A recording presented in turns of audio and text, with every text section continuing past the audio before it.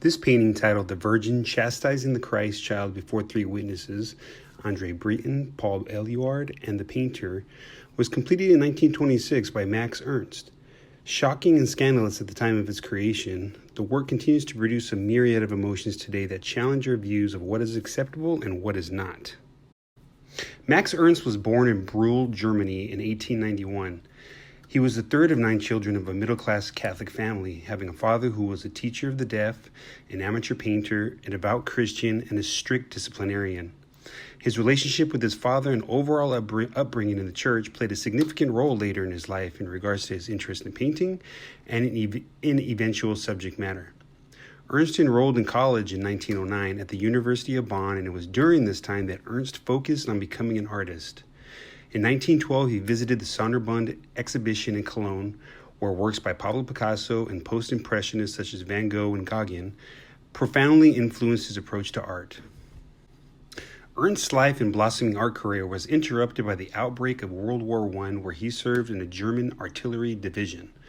This service had a profound effect on Ernst, who emerged from military service emotionally wounded and alienated from European traditions and conventional values. The trauma experienced in the trenches of war, combined with the hard religious upbringing, served as a well of inspiration for much of Ernst's artwork. As we shall see next in our discussion of the Virgin Chastising the Christ Child, Ernst's subversive tendency remained strong throughout his career, with a keen ability to shock and confront social mores. There's no doubt that Ernst deliberately intended to ruffle some feathers when he painted the beloved Madonna spanking God incarnate. Even to this day, the painting is still deemed blasphemous to some, while simply humorous to others. The subject matter strikes a deep chord to most in that these religious icons have almost always been on display in the most reverent manner in the most reverent places. His use of bright red and blue for Mary's clothing is familiar to us, yet the muscles and aggressive beating she's administering is far from our perceived notion of the Mother of Jesus. The use of crisp lines and bold contrast of colors furthers the emphasis that Mary is not the loving and revered mother that we all grew up with. On the contrary, she delivers harsh punishment to young Jesus, administering burning red welts to the toddler's bottom. Ernst even seems to suggest that Jesus has somehow lost his divinity, as signified by this halo fallen onto the floor below his head. All the while, Ernst looks on in the background along with 2 other witnesses. The question is Ernst watching the beating as we are, or is he watching us? It's almost as if Ernst is challenging us to think about what we've been taught and to question social norms that we've accepted all of our lives. He waits for our reaction with his gaze. He wonders if we will react with emotions and cry out blasphemy, as many did during his own time. Or rather, will we set aside our personal beliefs and convictions and listen to the message that is coming from a different point of view? Even if we disagree, how much better would our world be if we could all set aside our emotions and have healthy dialogue about topics that tend to divide us? This next painting was completed by René Magritte in 1953. It is titled Empire of Light and is actually one of many versions which he painted from 1953 to 1954. The painting invokes silence while at the same time upsetting a fundamental organizing premise of life. Sunlight, ordinarily the source of clarity, here causes the confusion and unease traditionally associated with darkness. René Magritte was born in Les Signes, Belgium on November 21, 1898.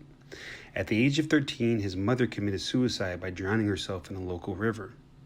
Having started drawing lessons at an early age in 1910, Magritte eventually attended the Académie Royale des Beaux-Arts in Brussels under Constant Montalde, but found the instruction uninspiring.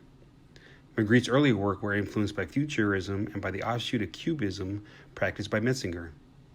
Magritte's greatest success wasn't fully realized until his involvement with the Surrealist group alongside fellow artists like Andre Breton and Max Ernst.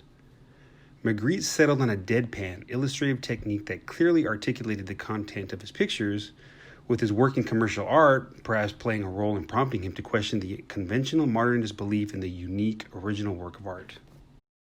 This questioning of the unique original work of art can clearly be seen in his multiple versions of the Empire of Light. The repetition of how light and dark is represented in these paintings demonstrate Magritte's use of repetition as an important strategy, not only in his handling of motifs within pictures, but allowing him to produce his success again and again. In Empire of Light, the painting lures you in by seeming quite calm, but yet one quickly realizes that there is something very wrong. The contrast of light in day and dark of night exist at the same time, which immediately causes one to question what is being looked upon. Magritte masterfully creates a feeling of coldness in the puffy clouds of day due to the enveloping darkness creeping below. The lack of life adds to the unease one feels when viewing the painting. Not a bird in the sky or evidence of human life within the home begs the question, where is everyone and what has happened? Or rather, what is going to happen? It's also very interesting to know that the feeling of impending confrontation is suggested by the meeting of tree line with blue sky. The vertical lines and thrust of the trees and rooftop seem to almost stab the horizontal belly of the blue sky. Inferences to light and dark, good and evil can easily be drawn from this work. Magritte's choice to essentially split the painting in half also hint at the old question, is the glass half full or half empty? Do you see the clear blue sky with puffy, happy clouds, or do you see the ominous, darkly lit street with impending doom lurking just out of sight? Perhaps Magritte wants us to understand that you can't have one without the other.